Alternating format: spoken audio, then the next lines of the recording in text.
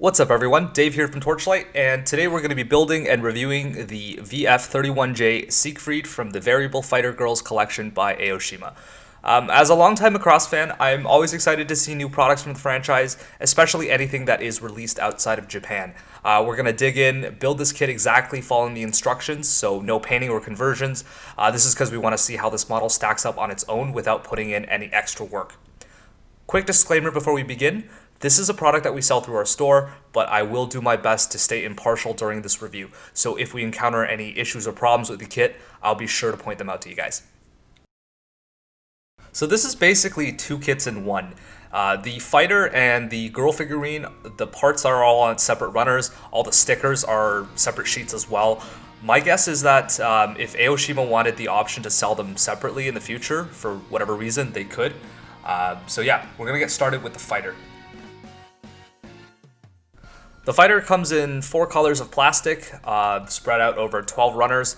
The layout and number of parts is pretty similar to a high-end, high-grade Gunpla kit. I'm going to be making a lot of comparisons to Bandai models, just because that's what I, and probably most of you, are most familiar with. The quality of the plastic is fairly decent. They clip off the runners quite easily, and there aren't any, too many visible mold lines. Some of the connections are undergated, but most are not. And it's kind of arbitrarily placed, and I don't really know what the thinking is here. The pieces do fit together quite nicely. It looks like the designers thought ahead and hid the worst gaps under like another piece. I do like how the transparent pieces look on the nose. It really adds some dimensionality to the kit.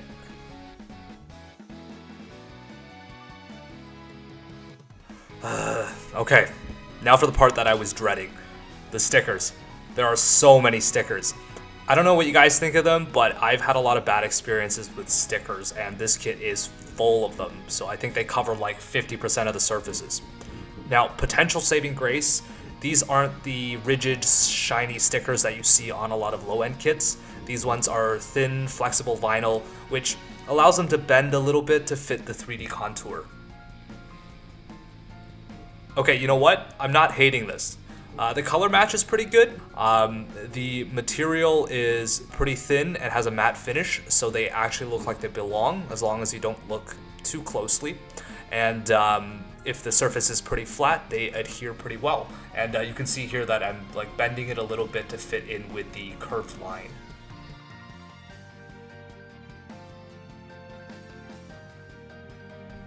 Skipping ahead a little bit, I finish up the top of the fighter, and I'm already running into some problems with the stickers. The gun barrels underneath there's too much of a curved surface for the stickers to stay. Also the bumps up here on the top, I ended up cutting the stickers short since they just wouldn't bend enough to properly cover the area. Another issue I ran into, on the legs, some of the pieces were a bit too tight. I ended up sanding the connectors a little bit so that they could actually fit together. Now this is kind of a one-off thing, it didn't happen anywhere else in the kit, and it didn't take too much effort to solve. That's the fighter all built. It's a pretty solid kit and faithful to how they look in the show. It is a bit lacking in color, so I'll be putting the rest of the stickers on. In the areas that are large and flat, like the top of this wing here, the stickers actually go on pretty good, and it does add a lot of color to the model.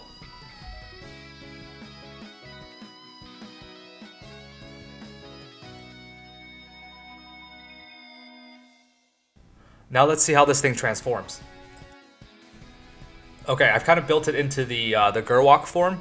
There are a ton of extra parts that come into play when you do the transformation. It really feels like taking it apart and rebuilding the kit. Now that's not necessarily a bad thing.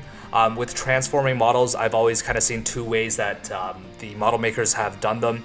One method is with like joints and pivot points. This cuts down on the number of parts that need to be swapped, but the model can often have trouble posing or standing up or retaining its kind of posture. The other way, which is what is done here, is that the body basically disassembles and reassembles into the 3 different forms. That's why we have duplicate parts like the leg joints and the knee pads. And the final result, if you're using it as a display model, is actually pretty good. It stands up on its feet in whatever form it's in. It's pretty stable, and it takes a bit of, I guess, pushing around to knock them down. For the other half of the kit, we have the girl figurine. This is pretty reminiscent of the frame arm girls from Kotobukiya. You have the same kind of swappable faces and hands, water slide decals for the eyes, and so on. And I feel like this is where the love and effort really went into with this kit. So there's the figurine all built. The posability I was really happy with. The arms and legs all have like 3 or 4 degrees of motion. The head can also turn pretty far, which I was surprised by, considering how much hair parts there are. The feet are a little bit narrow, which means the figurine tends to fall over a lot if it's standing on its own. But if you're going to combine it with the mech, which I am going to, it's not really much of an issue because the mech has pretty big feet. There's also an attachment on the back of the figurine that fits a 3mm peg, the same kind of peg that is in like standard bases. Unfortunately, the kit itself does not come with a stand. You're gonna have to find it somewhere else, but it is the standard one that like Bandai and all the other ones use. The hands are also swappable. There's like 5 or 6 of them, so you can have it, holding the handlebars or posing however you like. Overall, pretty good. Now, while we're putting on these stickers, I'm going to rant a little bit about the licensing hell that is the entire Macross universe. If you're a longtime fan of the franchise, this is probably not any new information, but for everybody else, here's a rundown and how it's probably affected this very kit. So Macross first came out in Japan in 1982. This was 3 years after Mobile Suit Gundam and the real robot genre was really kicking off, and the show was a success from pretty much the very beginning. And it was produced by a company called Big West in Japan, and then picked up for licensing outside of Japan by Harmony Gold. And Harmony Gold also picked up 2 other shows, combined them with Macross, and made the Robotech franchise, which was also really, really popular here in the 80s. However, the 2 companies kind of didn't iron out their agreement of what they were doing with the license. So according to Big West, they only licensed out the show Macross, and anything else that came after it belonged to Big West. Harmony Gold took issue with that, and they're claiming that every other show under the Macross franchise they had the rights to license to. That was like 40 years ago, and it's been ongoing ever since. There's been a ton of other entries in the Macross universe, like Macross Plus, Macross Frontier, Macross Delta, Macross 7. There's all this stuff that came out in the last 30 years, and all of it didn't really find its way outside of Japan due to this whole licensing hell that was the agreement with Harmony Gold. So as these 2 companies kind of fought over the license, I think they really squandered the potential that Macross had worldwide. You see, like, Gundam is all over the place, right? It's got so many series, it's so successful. Macross had the same potential, and because it really could not be legally streamed or purchased outside of Japan beyond the original series, there wasn't a lot of exposure to it. I remember when I was first getting into, the Macross franchise, there was no legal way to get it. I had to either order DVDs from Japan that were not subtitled, or I could find other means of watching the show. And it's not really much better now. Like, the only place you can find it is on Funimation, but that's tied in with Robotech. Also, it's meant that like a lot of the music, which is like a huge part of Macross, has also not made it outside of Japan. Like, you can't find any of the famous songs from Macross on iTunes or any other music platform. And of course, this also extends to all the merchandise.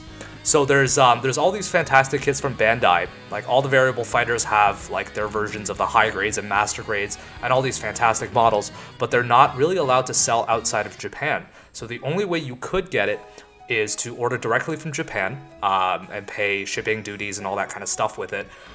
Or I guess like go to Japan or find a friend or other third-party sources, let's say. But really, there is no way to distribute Macross merchandise outside of Japan.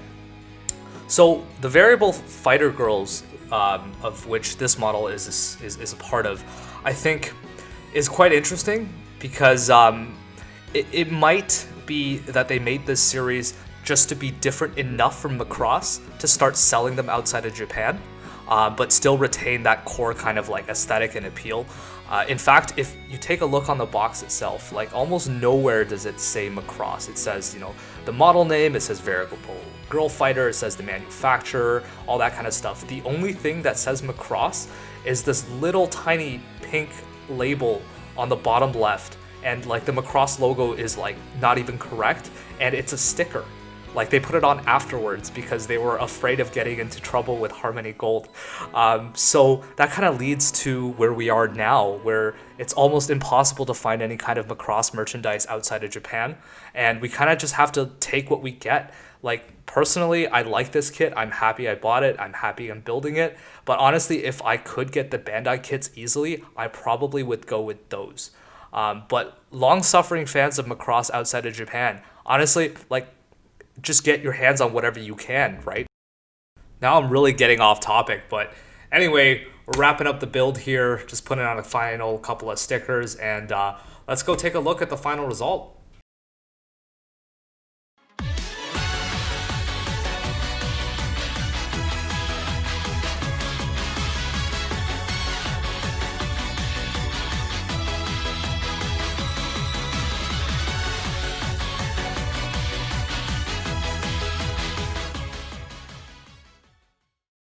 Let's start with the good. The model is really solid. The joints, for the most part, can hold their position really well, so you can comfortably pose it without it collapsing under its own weight. It's also quite a large model. In the Batroid form, it's about the same height as a Master Grade Gundam kit. You can see the comparison here. The figurine is especially high quality. It's got tons of joints and pivot points, which adds a lot to the posability. Overall, it's pretty eye-catching and makes for a great display piece on your shelf. And now for the bad, which can be summed up in one word: stickers. Stickers, stickers, stickers. It's really kind of baffling just how many come with the kit. There are places like on the wings and on the legs where I really think they should have just made more parts. Like just one more runner in a different color could have made all the difference. The vinyl stickers, although they are flexible, can also tear pretty easily. You can see in the picture here on the fin, I was kind of pushing it too hard when I was reassembling it and the stickers started tearing. Anywhere the sticker folds along the edge, like this wing here, you can kind of expect it to start peeling off, which means you gotta go get out the glue and then you gotta fix it in place. There are also places like these air intake vents where the plastic is 3D underneath, but then the sticker is just a 2D piece, so you don't have enough like points of contact and the sticker ends up peeling off, and in the end, I just took them all off. Honestly, I think if they made a few extra runners or even more individual sticker pieces, it really could have done wonders for this kit. Now, it's already retailing for about just over 100 Canadian, and if they were to charge like $10 or $20 more of it, maybe they'd turn off a lot of customers. I personally would actually pay another $10 just to get more runners. Yeah, so overall verdict, I would rate this kit a 6 out of 10, at least straight out of the box if you're not doing any painting. Whether you'll pick this up, I think really comes down to how hardcore of a Macross fan you are. Options are kind of limited outside Japan, like I said, and this isn't a bad kit. And if you're into the mecha girl genre, this has the same kind of appeal as frame arm girls, so, you know, that's another reason you could pick it up. The kit is also pretty beginner friendly, aside from the stickers. Pieces are pretty big overall, and the instructions are quite clear. It took me about 4 to 5 hours to complete this kit without the filming time, but if you're just looking for a good, solid, high-quality build and you don't really care about Macross, I think your money would go further with just a good old Master Grade Gundam kit. Now, I did have an idea while I was struggling with the stickers. I tend to paint most of my models, especially like high grades and stuff like that. You know what the stickers would be perfect for? Stencils. Yeah, so I'm going to figure out a way to cut the stickers so that I can use them as stencils in future kits with an airbrush or a spray can. I've also got this VF-25 Messiah from Macross F, so I'll be tackling that in a few weeks, and I'll be painting that one. A big thank you to everybody who watched this video. I hope you guys found it helpful. If you decide that you do want to pick up this kit, I've included a link in the description below that takes you to our online store where you can pick up this kit and many, many more. If you've enjoyed this video, please remember to like, comment, and subscribe. I'll be posting more hobby content, including more model kits in the next couple of weeks. So until then, see you guys.